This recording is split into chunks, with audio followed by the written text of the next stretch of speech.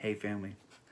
Unfortunately, over 50% of the people who get married end up getting divorced. That's half.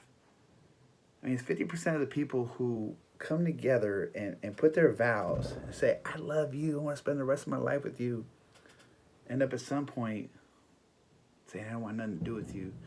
Get out of my life, I want a divorce. But that's not how God intended or created marriage to be. And so Jesus speaks up of this because the Pharisees, they were looking at Deuteronomy and saying, okay, well, you can divorce. You just write out a certificate. As a matter of fact, in the first century, this was very, very common to do. And Jesus addresses it in chapter 5 of Matthew, verse 31.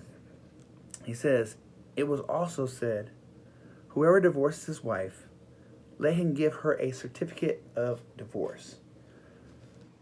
But I say to you that anyone who divorces his wife, except on the ground of sexual immorality, makes her commit adultery, and whoever marries a divorced woman commits adultery. You see, God intended marriage to be one man and one woman together. For as long as they lived, it was this bond, it was this covenant where God was in that marriage. But yet man tries to separate what God put together. And the reason why they're bringing up Deuteronomy, the reason why this whole certificate of divorce was, God knew their heart, the people's heart, and people, the woman was supposed to be a virgin, and people would marry him and then divorce him for no reason at all.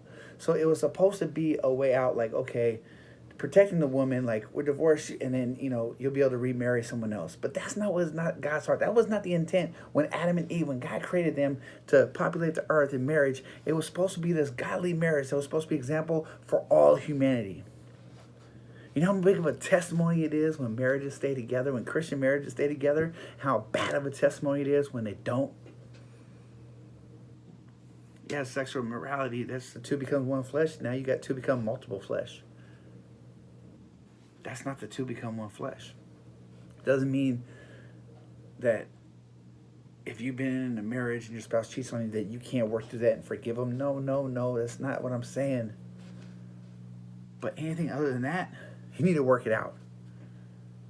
I know 1 Corinthians says abandonment. Some people use, physical abuse, things like that in that nature. I'm not saying that.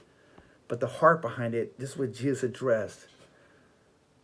So that people can stay together and work the petty stuff out. Stop being a bad testimony to what God designed our marriages to be. All right, family. You guys have a blessed day.